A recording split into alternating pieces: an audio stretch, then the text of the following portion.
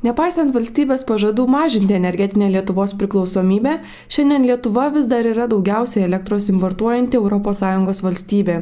Pasak ekspertų, būtent dėl tokio priklausomumo ne tik skursta gyventojai, bet kyla grėsmė ir visos šalies nacionaliniam interesui. Šiuo metu mes importuodami elektros energiją per 3 milijardus litų. Išleidžiame ir atiduodame tos pinigus tiekėjams Rusijoje pagrinde.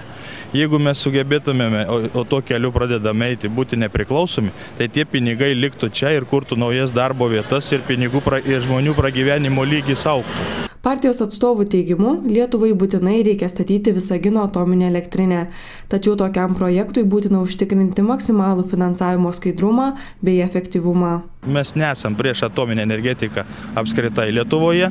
Dabartinis projektas yra pakankamai neaiškus, daug neatsakytų į klausimų, šiandien jį patvirtinti tikrai negalėtumėme.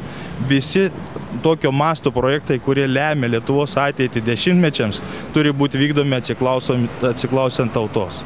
Partijos Tvarka ir teisingumas programoje Trečioji Respublika taip pat numatyta, kuo galima skubiau įrengti elektros perdavimo jungtis su Lenkija bei Švedija ir taip šalies energetikos sistemą integruoti į ES rinkas. Įgyvendinus tokius tvarkiečių siūlymus, lietuvių sąskaitos už šildymą, dujas ar elektrą ne tik nebekiltų, bet ir taptų mažesnės.